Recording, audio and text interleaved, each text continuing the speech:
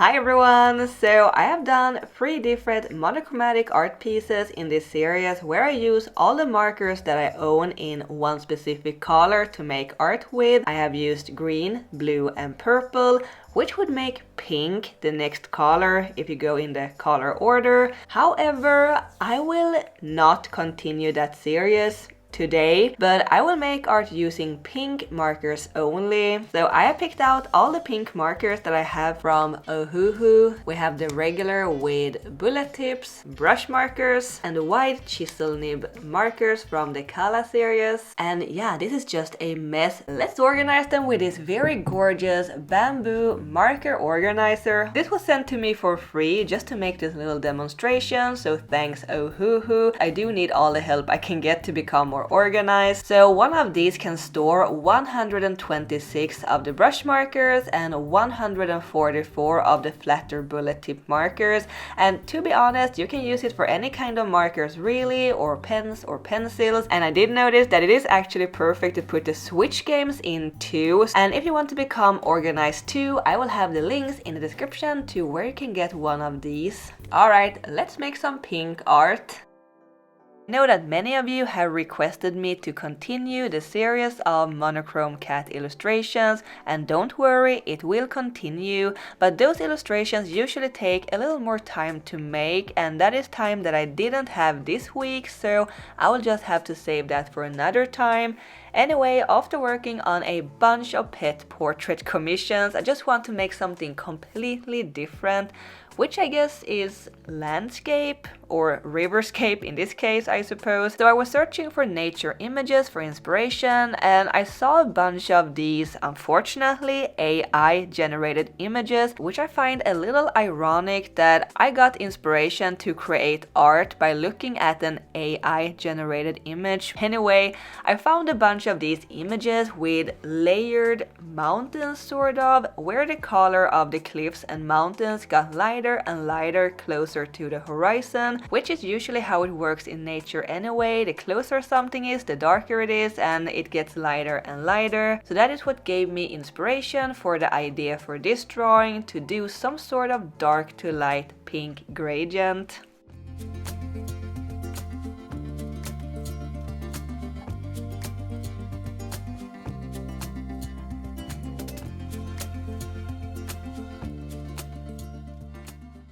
So we have the markers organized and ready, and the swatch card.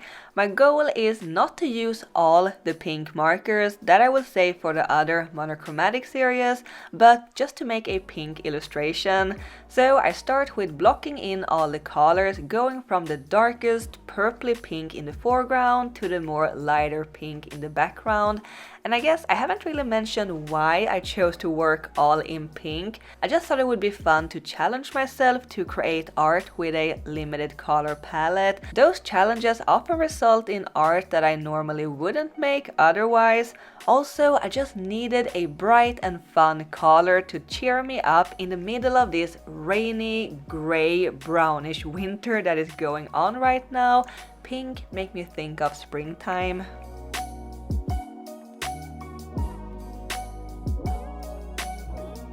I wanted there to be a lot of variation in tones and values, so even if a pink was very purple or violet or was leaning more towards orange, I decided to keep it in anyway. It is hard to decide where the line goes between the different colors. When does a pink stop being pink? But I feel like it isn't super important in this case. The mix between the cooler and the warmer tones create contrast, and it makes it so that it isn't all blending together. I'm blocking in all the colors, adding a little bit of shading, and for being such a minimalistic drawing as it is, I mean, there isn't a lot of details going on. It took surprisingly long to make. Maybe it is because it isn't what I normally draw, so I had to do a little more thinking. But fortunately, I had already planned out which color to put where beforehand, like a color sketch. So I had all the color codes of the markers that I was going to use written down, which may also have contributed to why it took more time to make since I had to look up all the colors on the cheat sketch, but it was also very helpful knowing which color to use where. It did take away a lot of anxiety and stress of maybe ruining the art.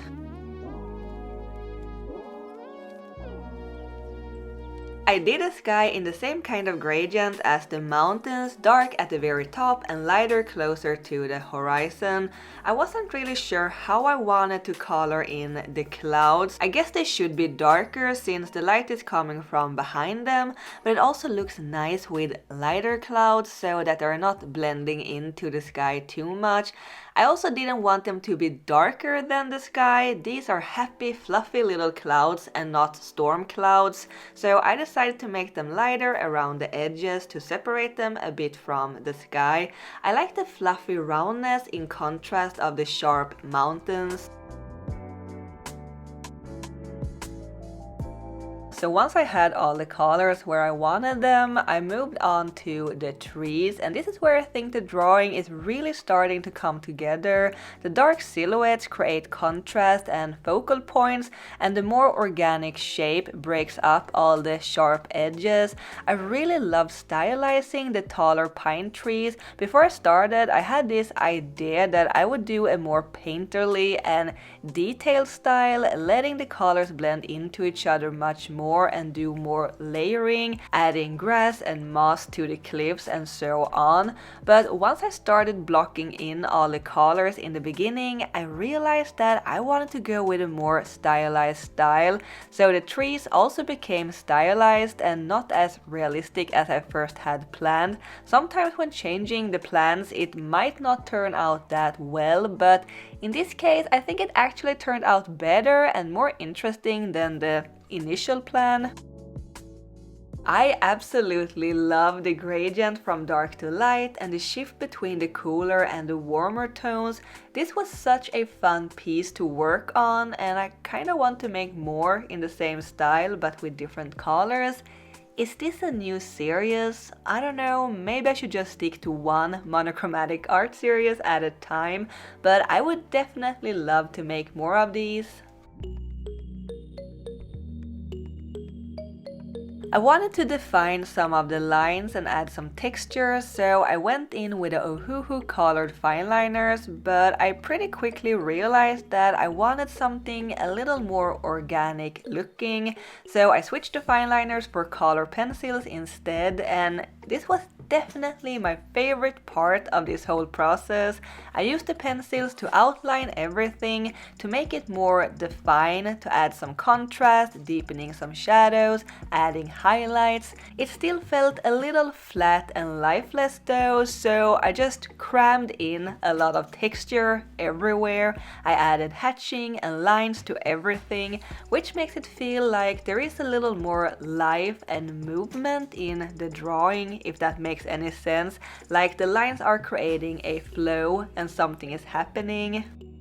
I think my only regret for this piece is maybe not using a more textured paper. I'm using a very smooth Bristol board, which is great for markers, but not as great with color pencils.